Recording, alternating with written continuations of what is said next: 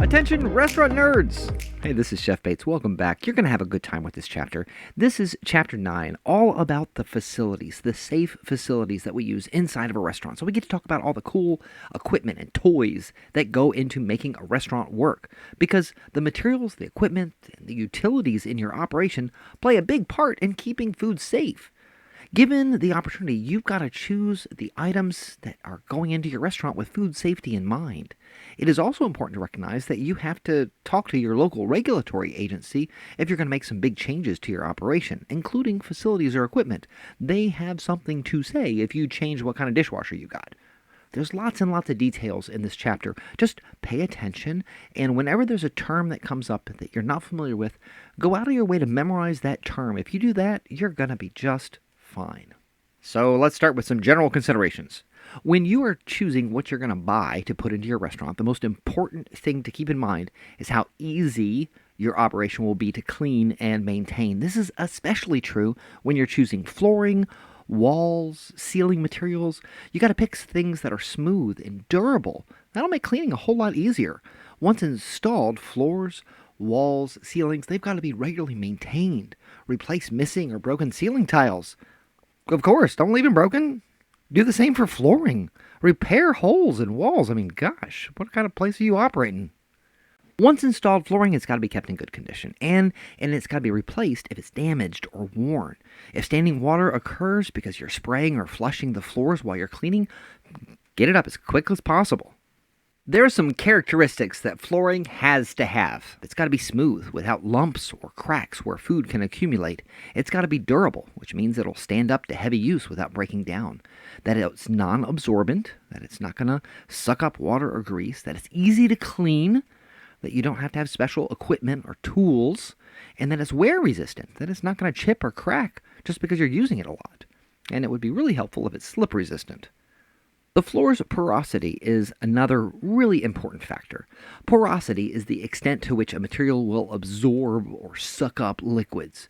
Avoid high porosity flooring like carpet, wood, or heavily textured tile. Its absorbency often makes it ideal for pathogen growth. High porosity flooring can cause people to slip or fall. And by the way, it also falls apart pretty quick. Ever seen a wood floor in a commercial kitchen? Me either. What a horrible idea. Coving is one of those specialized terms that you need to know for this chapter. Coving is required in operations that use resilient and hard surface flooring materials. Like in our kitchen and school, we have linoleum tiles. And all around the wall at the base, you'll see coving. It's a curved, sealed edge that's placed between the floor and the wall to eliminate sharp corners or gaps that would be impossible to clean. If you look at the picture, you see tile coving. The coving tile or strip has got to adhere tightly to the wall. It makes cleaning much easier, it helps eliminate hiding places for insects and bugs, and it will prevent moisture from deteriorating the wall. Coving, it's a good thing. Use non-slip surfaces in traffic areas, high traffic areas. Non-slip surfaces are ideal for the entire kitchen if you can afford it, because slips and falls are a big hazard. For safety reasons, rubber mats are allowed in areas where standing water may occur, such as in the dish pit. When scrubbing floors, you've got to pick up the rubber mats and clean them separately, preferably by spraying them with a hose outside. Interior finishes are the materials that are used on the surface of an operation's walls and ceilings.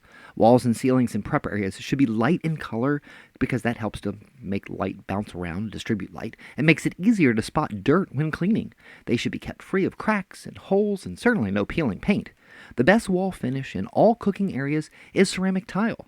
However, it needs to be monitored for grout loss and regrouted when needed. Some kitchens use stainless steel because it's durable and moisture resistant, but gosh, it's expensive.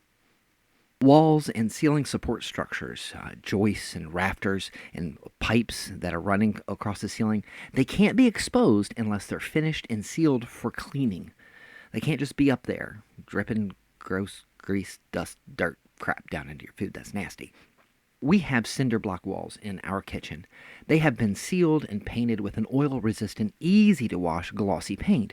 That's okay, but it's really not best. Those are really only good for dry areas of the facility, and our walls get quite wet when we clean. So, It's okay, but it's not great. When you're thinking about your dry storage area, you want to use easy to clean materials that allow for good air circulation. Let me check out the picture. See how the air is moving in a big nice circle? We want open rack shelving. That's good. Bins for dry ingredients should be made of corrosion resistant metal or food grade plastic only.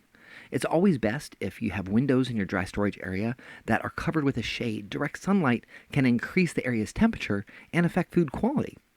Steam pipes, water lines, and other conduits cannot be in a well-designed dry storage area.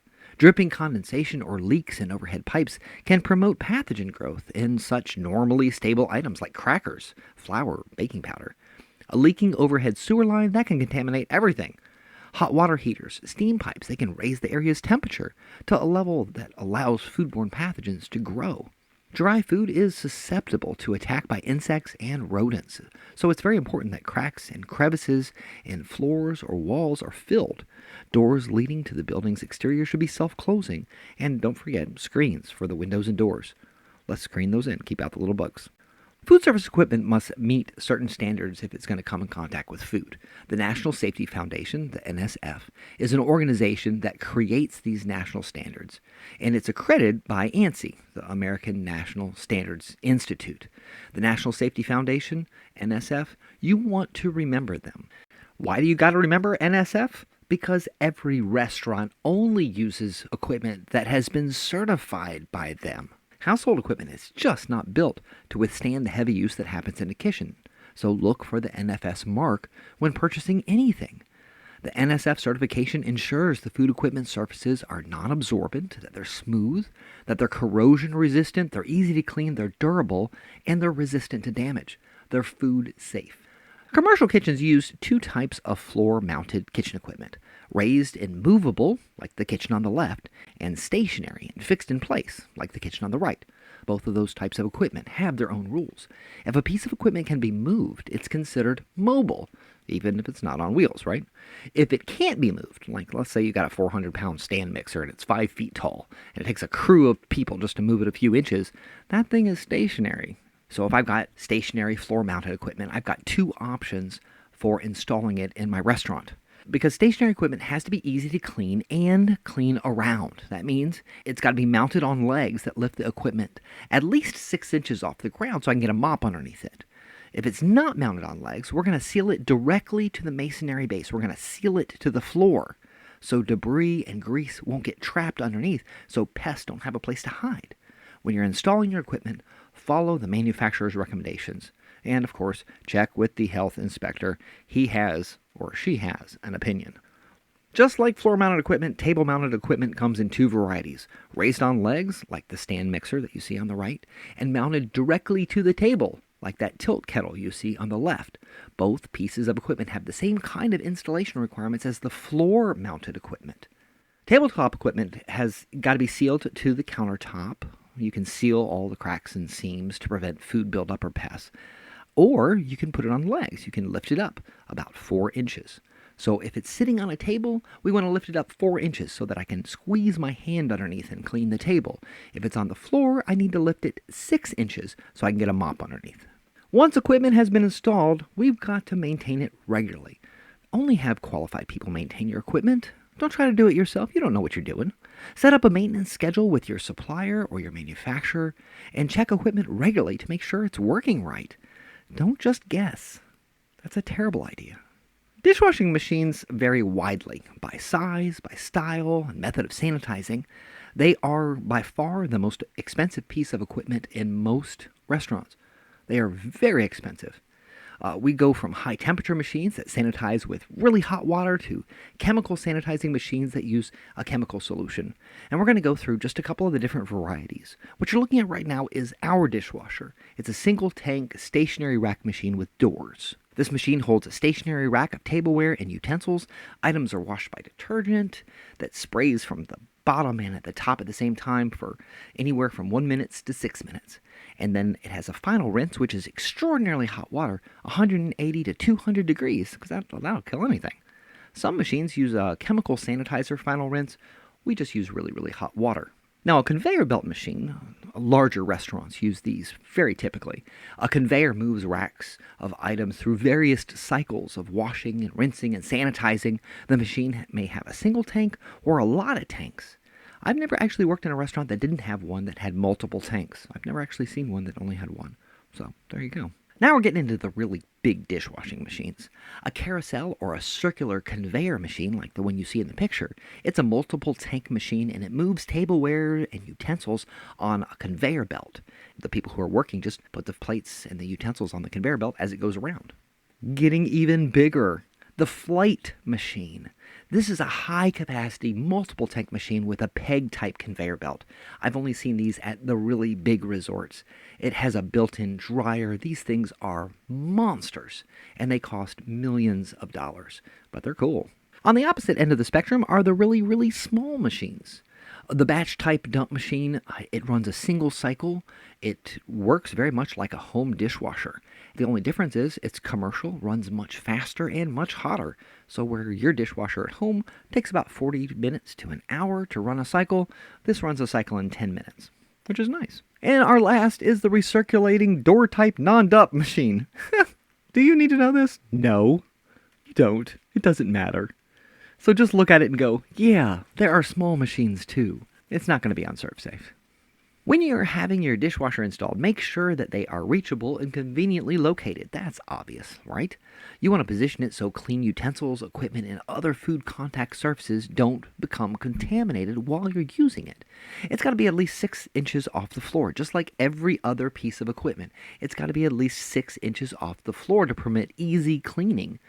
You got to make sure that the water pipes to the dishwashing machine are as short as possible to prevent heat loss, and of course, follow all of the manufacturer's instructions. While you're putting this guy in place, your dishwasher, make sure the detergents and the sanitizer that you're planning on using are approved by your health department. Modern dishwashers measure water temperature, water pressure, as well as cleaning and sanitizing chemical concentration. Make sure yours does too. Information about the correct settings should be posted on the outside of the machine so anybody who's looking can see. When selecting your dishwashers, make sure the machine's thermometer is located where you can see it, that it's easily readable, that it has increments of no more than 2 degrees Fahrenheit, and of course, that it's easy to clean.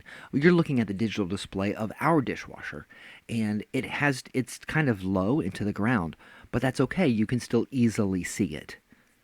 Many operations use 3-compartment sinks to clean and sanitize items manually in the operation because everything can't go through the dishwasher.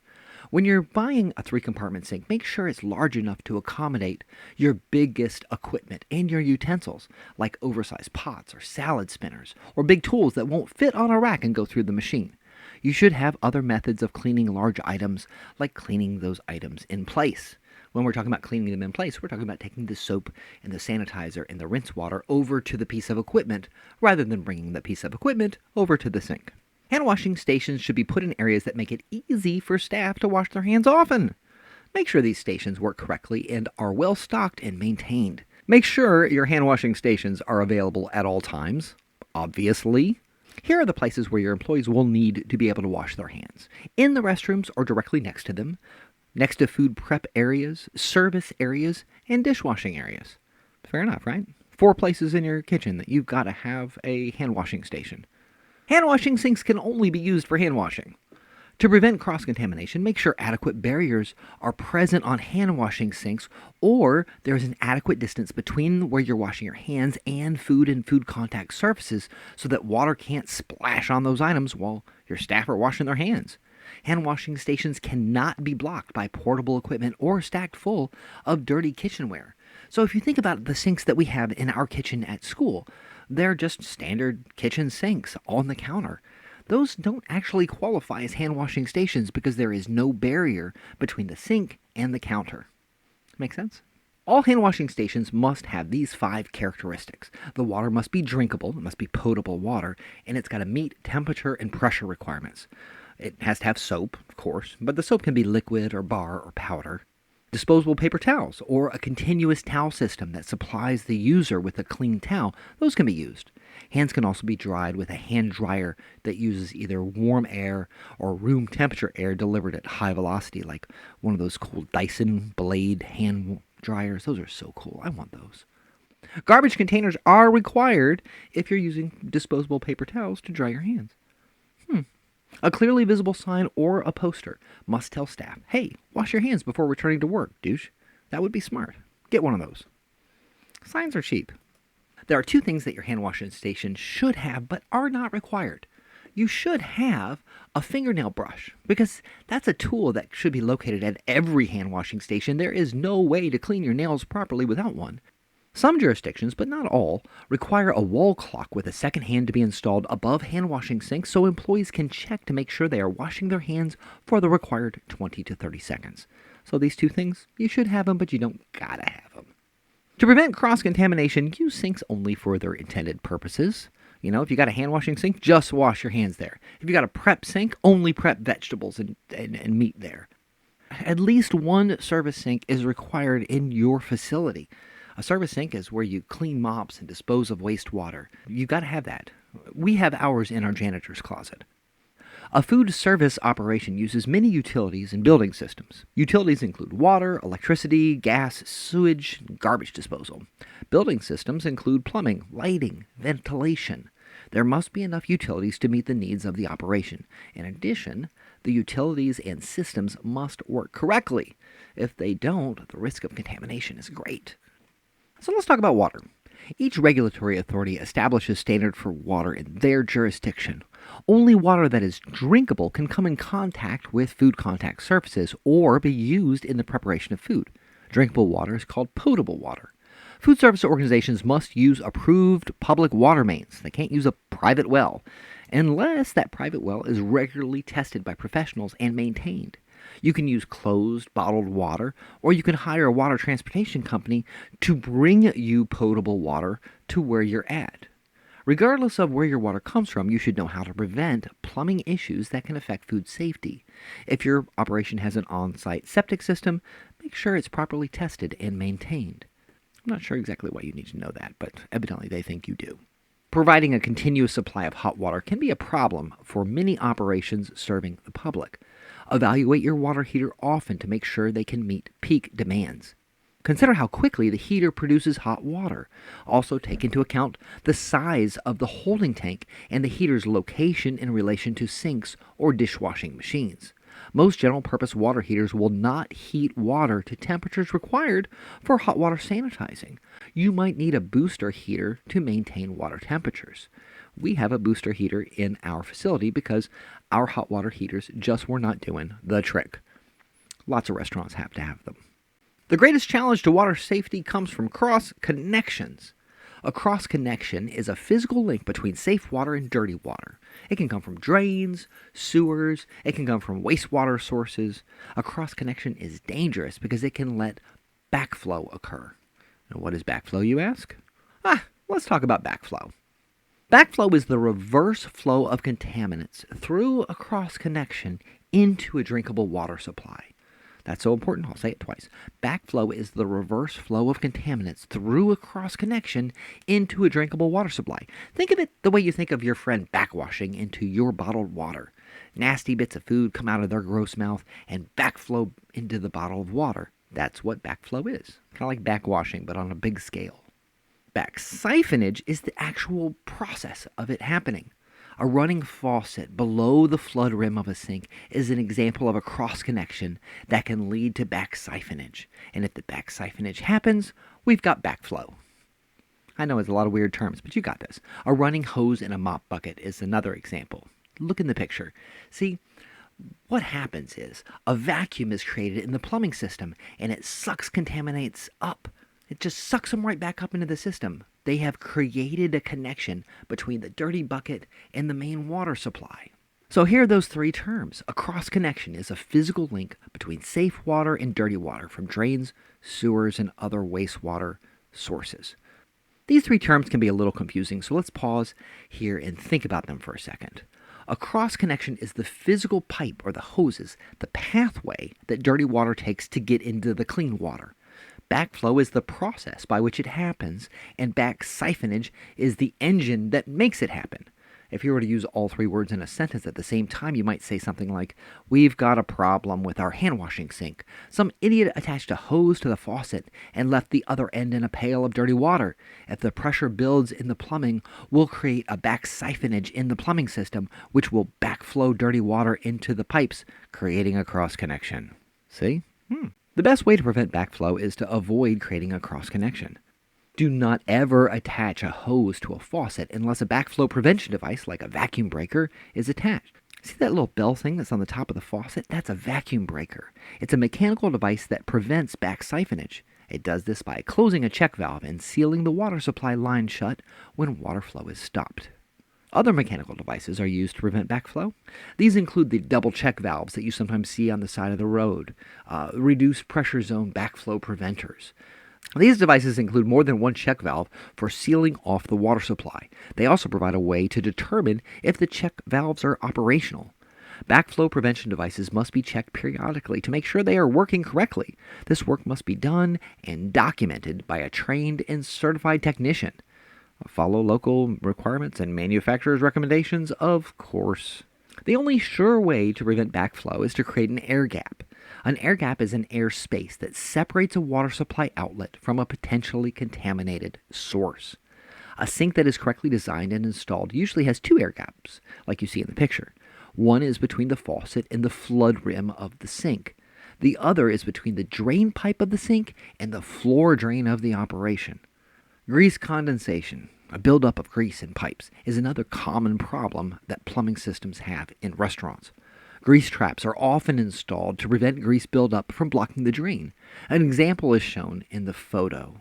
If used, grease traps should be put in by a licensed plumber and be easy to access. Also, make sure they are cleaned regularly following the manufacturer's recommendations. If the traps are not cleaned often enough or correctly, dirty water will back up. This backup will lead to odors and contamination and general nastiness. So don't do that. That's gross. I bet you never thought you'd have to talk about lighting. Lighting!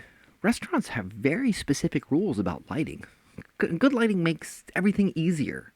It makes it easier to clean things in your operation. It provides a safer environment. It allows you to see the food that you're working with.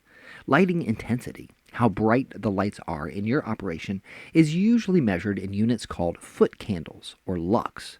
Local jurisdictions usually require prep areas to be about 5 times as bright as dining areas and brighter than almost everywhere else. This allows staff to recognize the condition of food. It also allows staff to identify items that need cleaning. Once the appropriate level of lighting has been installed in each area of the facility, you must monitor it. Replace any bulbs that burn out. Obviously. Make sure they're the correct size. Obviously. All lights should have shatter-resistant light bulbs or protective covers, like you see in the picture. These products prevent broken glass from contaminating food or food contact surfaces, because nobody wants to have dinner with broken glass in it. Here are the general lighting intensity requirements. They can differ slightly from region to region. If you look at the numbers, you'll notice that prep and cooking areas are about 5 times as bright as dining rooms and dry storage areas, twice as bright as buffet areas, restrooms, and dishwashing areas. Every inch of a commercial restaurant has some sort of guideline on how bright it has to be. So let's talk ventilation. Ventilation improves the air inside an operation. It removes heat, steam, and smoke from the cooking areas. It also eliminates fumes and odors. If ventilation systems are not working correctly, grease and condensation will build up on walls and ceilings, which can be a significant fire hazard and pose the risk of contamination. Ventilation systems must be cleaned and maintained according to manufacturer's recommendation. And by the way, this is almost always done by professionals. Mechanical ventilation must be used in areas for cooking, frying, and grilling. Ventilation must be designed so that hoods, fans, guards, and ductwork do not drip onto food or equipment. Hood filters or grease extractors need to be tight-fitting and easy to remove. They should be cleaned often, almost always once a day. The hood and ductwork should be cleaned periodically by professionals. And now let's talk about trash.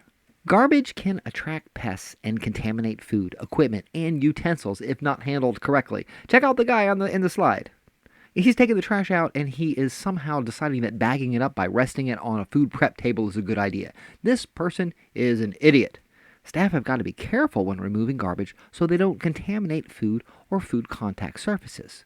Clean the inside and outside of garbage containers frequently. This will help prevent the contamination of food and food contact surfaces, and more importantly, it will reduce pests. Do not clean garbage containers near prep or food storage areas. Take it outside. Spray it down with some soapy water. Outside, please. All of your indoor containers that you're going to use to hold trash, they've got to be leak-proof, waterproof, and pest-proof. Easy to clean, and when you're not using them, they need to be covered. All trash has to be stored correctly and safely in a manner which protects against pests finding something yummy to eat or a safe place to hide.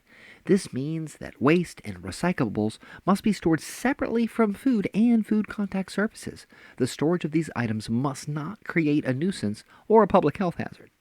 Outdoor trash containers have some significant rules. They must be placed on a smooth, durable, non-absorbent surface. In other words, asphalt or concrete only, please. Outdoor containers must have tight-fitting lids that will keep pests out, like raccoons, and they've got to be covered at all times. Outdoor garbage bins have drain plugs, so if they fill up with water during a really bad storm, the excess can be drained away. However, outside restaurants and other food service locations, that drain plug has to always remain in place. It can't be dripping out nasty, greasy trash juice. That's going to call pests. And last, before we go, general rules, right? Poor maintenance can cause food safety problems in any restaurant.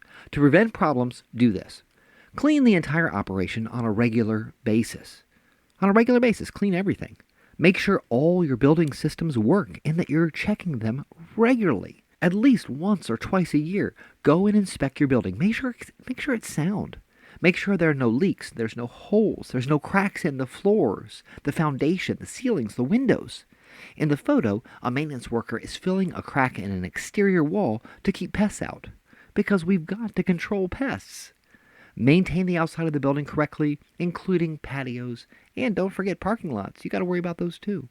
And that's all of it. How much fun was that?